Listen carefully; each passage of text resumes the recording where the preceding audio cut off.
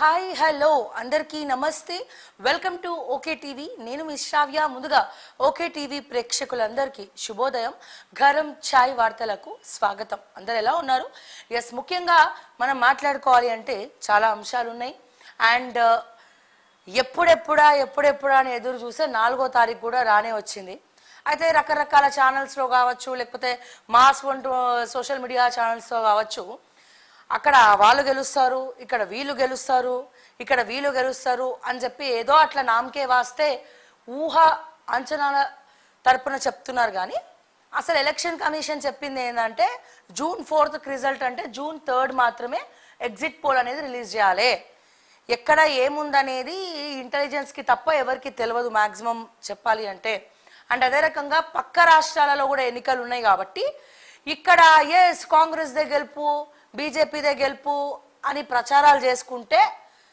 పక్క రాష్ట్రాలలో కూడా అట్లీస్ట్ అమ్మో అక్కడ కాంగ్రెస్ కోట్లు పడ్డాయా అయితే ఒక సీట్ అన్న వస్తుంది కదా తెలంగాణలో కాంగ్రెస్కి పడితే ఓహో అయితే బీజేపీకి పడ్డదా సో అయితే వస్తుంది కదా అక్కడ అని చెప్పి రకరకాలుగా ప్రచారాలు జరగాలని చెప్పి సో వీళ్ళదే గెలుపు వాళ్ళదే గెలుపు అని చెప్పి రకరకాల ప్రచారాలు చేస్తున్నప్పటికీ అసలు ఈసారి తెలంగాణలో ఒక సైలెంట్ ఓటింగ్ అనేది జరిగింది ఆ సైలెంట్ ఓటింగ్ అనేది ఎవరికి ప్లస్ అవుతుందో ఎవరికి మైనస్ అవుతుందో తెలియదు క్రాస్ ఓటింగ్లు కూడా జరిగినాయి ఈ క్రాస్ ఓటింగ్ల వల్ల ఎవరు బయటపడతారో కూడా చెప్పలేనటువంటి విషయం సో మనం 4వ తారీఖు వరకు ఆగాల్సిందే అందరు కూడా ఉత్కంఠతో వెయిట్ చేస్తూ ఉన్నారు ఎప్పుడెప్పుడు అవుతుందా కొంతమంది ఏమో ఈ టెన్షన్ భరించలేక చిల్ అవుదామని చెప్పి ఫ్యామిలీస్తో కొంతమంది దుబాయ్ కొంతమంది ఈ అమెరికా ఇంకొంతమంది ఇంకో దగ్గరికి అట్లా వెళ్తూనే ఉన్నారు వాళ్ళు వెళ్ళి మళ్ళా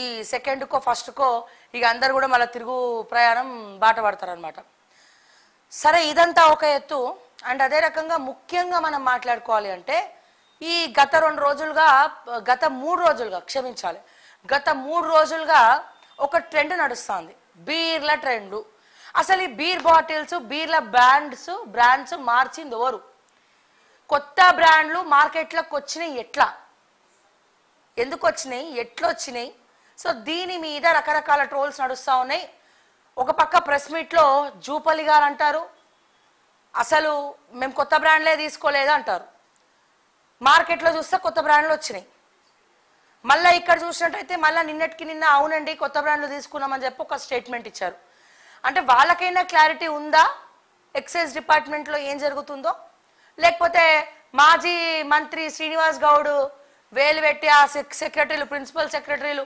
ఆయనతో కుమ్మక్కైనరా సో ఈ రకరకాల డౌట్స్ వస్తూ ఉన్నాయి ఇదంతా కూడా కమిషనర్ పనే అంటా ఉన్నారు జూపల్లికి సంబంధం లేదని ఒకలాగా లేకపోతే ఇంకొంతమంది ఇంకోలాగా సో రకరకాలుగా చెప్తున్నప్పటికీ దీంట్లో ఒక రకమైనటువంటి యుద్ధం నడుస్తూ ఉంది అక్కడ ఏం జరిగిందో తెలుసుకునే ప్రయత్నాలు కూడా జరుగుతూ ఉన్నాయి అయితే ఇదంతా కూడా కర్త కర్మ క్రియ మొత్తం కూడా వేసింది ఆ కమిషనరే అని చెప్పి వార్తలు జోరుగా ప్రచారం జరుగుతూ ఉన్నాయి మరి ఎంతవరకు వాస్తవం ఏంది అనేది మనకు తెలియదు కానీ ఒకసారి మనం చూద్దాం ఈరోజు దాని మీద ఒకటి అండ్ అదే రకంగా ఫోన్ ట్యాపింగ్ల గురించి ఇంకేదో చెప్తా ఉన్నారు అండ్ అదే రకంగా ఆగస్టు 15 రైతుల ఘోష మాత్రం ఆగుతలేదు సో ఎప్పుడు చేస్తారు రుణమాఫీ ఇక్కడ రేవంత్ రెడ్డి గారేమో రుణమాఫీ ఎప్పుడు చేయాలి ఆగస్ట్ 15 వరకు చేస్తామంటున్నారు ఇక్కడ నష్టపరిహారం కోసం రైతులు ఎదురు చూస్తూ ఉన్నారు సరే రుణమాఫీ ఒక ఎత్తు నష్టపరిహారం ఇంకో ఎత్తు సో మొన్న పడినటువంటి భారీ వర్షాలకు 1 రోజు 2 రోజులు పడినటువంటి భారీ వర్షాలకు వాళ్ళ పంట మొత్తము చాలా చాలా చాలా డ్యామేజ్ అయిపోయి ఉన్నది మరి ఈ పంట వీళ్ళ నుండి ఎప్పుడు కూడా రైతులు దళారుల చేత మోసపోబడుతున్నారు ఎప్పుడు కూడా దళారు వాళ్ళని మోసం చేస్తూ ఉన్నారు ఏ ప్రభుత్వం వచ్చినా ఎందుకు డైరెక్ట్గా ఎక్స్పోర్ట్స్ చేయరు ఎందుకు డైరెక్ట్గా రైతులకు న్యాయం చేయరు ఇప్పుడు ఈ సబ్జెక్ట్ కూడా వద్దాం ఈ సబ్జెక్ట్లోకి కూడా వద్దాము ఒకసారి వార్త ఎందుకంటే టాపిక్ డైవర్ట్ అయిపోతూ ఉన్నది ఈ ఒక లైన్ నేను ఫినిష్ చేస్తా ఏదంటే ఇప్పుడు మొన్నటిదాకా మనం చూసినాం అమెరికాలో తిననికి బియ్యం లేదు కొనుక్కోనికి బియ్యం లేవు సూపర్ మార్కెట్ల స్టాక్ మొత్తం ఖతం అయిపోయింది అన్నారు ఎక్కడక్కడ క్లోజ్డ్ అని చెప్పి బంద్ చేసారు మన తెలంగాణ పరిస్థితి ఏం చెప్పాలన్నా ధాన్యం అంతా గోడౌన్లలో అట్లా ఇరుక్కపోయినాయి. అంటే స్టాక్ పెంచుతా ఉన్నారు, దాన్ని మురుగ పెడతా ఉన్నారు. ఇంకా దాంట్లోకి వెళ్ళి మొలకలు కూడా వస్తున్నాయి బియ్యం సంచులలోకి వెళ్ళి. నిజంగా చిత్తశుద్ధి ఉంటే ఒక ప్లాన్ ప్రకారం ఇటు రైతులు మోసపోవద్దు దళారుల చేత, ప్రభుత్వాల చేత. మరి ఆ తడిసిన ధాన్యం కావచ్చు పక్కన పెడితే, ఏదైతే గోడౌన్లలో నిండినటువంటి ధాన్యం ఉన్నదో దాన్ని ఎందుకంటే ఎక్స్పోర్ట్ చేయరు? అంటే మీ ఫామ్ హౌస్లలో పండించుకుంటున్నటువంటి రకరకాల కూరగాయలేమో మా హరీష్ రావు అని ఉన్నాడు రంగనాయక సాగర్ దగ్గర మంచిగా 22-23 ఎకరాలలో మంచిగా పంట వేసుకుంటూ అదంతా డైరెక్ట్ ఎక్కడికి ఎక్స్పోర్ట్స్ అవుతాయి? యుఎస్, యూకే అట్లా ఎక్స్పోర్ట్ అవుతుందంట. మరి ఆ ఆలోచనలు తెలంగాణ రైతులకు ఎందుకు చేయరు మీరు? ప్రభుత్వం సబ్సిడీ కల్పించి ఇటు రైతులకు అటు వేరే దేశాలకు ఎగుమతి దిగుమతి చేయడానికి మీరు ఎందుకు ఒక వారధిలాగా ఉండకూడదు? ఎందుకు రైతుల నోట్లో మట్టి కొట్టాలని చూస్తారు? ఎందుకు ఇటువంటి ఆలోచనలు మీకు రావు? చేయొచ్చు కదా తలుచుకుంటే.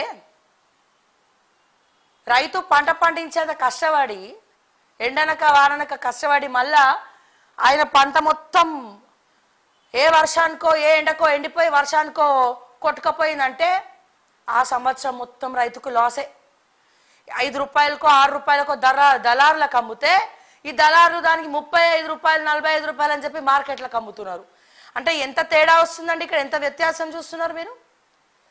ప్రతి ప్రభుత్వం, ఏ ప్రభుత్వం రాని, ఏ పార్టీ రాని, ఏ పార్టీ వచ్చినా, ఏ ప్రభుత్వం వచ్చినా రైతుల గురించి ఎవ్వరు ఆలోచించడు. పైకి మాత్రం సుధపూస మాటలు మాత్రం అబ్బో తేనె రాసుకున్నట్టే మాట్లాడతారు. కానీ అక్కడ జరిగేది ఏం ఉండదు, ఆడ ఏం జరగదు అక్కడ. నిజంగా ఈ ప్రభుత్వాలకి దమ్ములు ఉంటాయి, నేను చెప్తా ఉన్నా, అది కేంద్రం కావచ్చు రాష్ట్రం కావచ్చు, ఫస్ట్ రైతుల నోట్లో మట్టి కొట్టుడు ఆపండి. కావాలంటే మీరు తీసుకోండి, ఒక కొత్త కాన్సెప్ట్ తీసుకురండి. గవర్నమెంట్ నుంచి ఎక్స్పోర్ట్స్ అయ్యేలాగా చూడండి. ప్రతి ఒక్క రైతు పండించినటువంటి ధాన్యం కావచ్చు, లేకపోతే కందిపప్పు కావచ్చు, వాట్ ఎవర్ ఇట్ ఈజ్, ఏదైతే పంట చేతికి వచ్చిందో, ఎక్కడైతే గోడౌన్లలో మురిగిపోతా ఉన్నాయో ఆ మురిగిపోయేవి ఎందుకండి? మీరు ఇక్కడ మిగతా దేశాల్లో బియ్యం లేక ఏడుస్తూ ఉన్నారు, మనం ఎందుకండి వాళ్ళకి ఎక్స్పోర్ట్ చేయకూడదు? ఎందుకండి ఇటువంటి ఆలోచనలు రావు మీకు? ఒకవేళ వచ్చినా చేయాలన్న సంకల్పం ఉండదు. అమ్మ మళ్ళీ రైతులు ఎక్కడ బాగుపడతారో, రైతులు బాగుపడితే మాకు ఓట్లేస్తారా వీళ్ళు? ఎప్పుడు కూడా మా మోసేతి నీళ్ళు తాగాలి, చేతి కింద ఉండాలి. ఈ రాజకీయ నాయకుల మెంటాలిటీ ఎట్లుంటుంది అంటేనండి, వాళ్ళకి తెలియదు, వాళ్ళు మరి అదే దాంట్లో ఉంటారు కదా. అన్ని ఇచ్చేస్తే పబ్లిక్ మన మాట వినరు కదా. కొంచెం ఇచ్చి ఇయ్యనట్టు, ఆశ పెట్టి పెట్టనట్టు ఉంటే ఇక వచ్చేసారి కన్నా ఇగో ఇది చేస్తామని చెప్పి ఆశపడి ఓట్లేస్తారని చెప్పి వీళ్ళు అనుకుంటారు. కానీ ఇవన్నీ మంచిగా చేస్తే అసలు మీరు ఓట్ల ప్రచారాలు కూడా అవసరం లే, హ్యాపీగా ఓట్లేస్తారన్న ఆలోచన మాత్రం ఎవరికి రాదు, ఎవరు ధైర్యం చేయరు కూడా. అంటే ఇటువంటి పరిస్థితులు మనం ఉన్నాం. అసలు మెయిన్ ఏంటంటే రైతులకు కావాల్సింది ఏంటండి? ఇప్పుడు వాళ్ళ పంట చేతికి మంచిగా వచ్చి ఈ దళారులు ఎవరైతే మోసగాళ్ళు ఉన్నారో, మిల్లర్లు దళారులు ఎవరైతే ఉన్నారో, వీళ్ళు మోసం చేయకుండా హ్యాపీగా రైతులే పోయి మార్కెట్లో దాన్ని అమ్ముకుంటే ఈ రైతు బంధు అవసరమా అండి? సంక్షేమ పథకాలు రైతులు అవసరమా అండి? ఉల్టా ఐటీ ఎంప్లాయీస్ ఏ రకంగానైతే ట్యాక్సులు కడుతున్నారు, ఐటీ ఎంప్లాయీస్ ఏ రకంగానైతే ఉద్యోగాలు చేస్తున్నారో, ఏ రకంగానైతే ఇది చేస్తున్నారో, రైతులు కూడా అంత అద్భుతంగా నెల జీతం తీసుకున్నట్టే ఉంటుంది వాళ్ళకి. ఇంకా ఉల్టా ఇస్తారు వాళ్ళే. కానీ అది చెయ్యం మనం, మనసు రాదు మనకి. ఈ దునియా మొత్తం తిరిగినా ప్రదక్షిణాలు చేసినా అటువంటి మనసు రాదు మనకి. అందుకే అనుకుంటా మన భారతదేశం ఇట్లా ఉండింది. పక్క దేశాలలో పోయి ఒకసారి అక్కడ ఫార్మర్స్ చూడండి, అక్కడ గవర్నమెంట్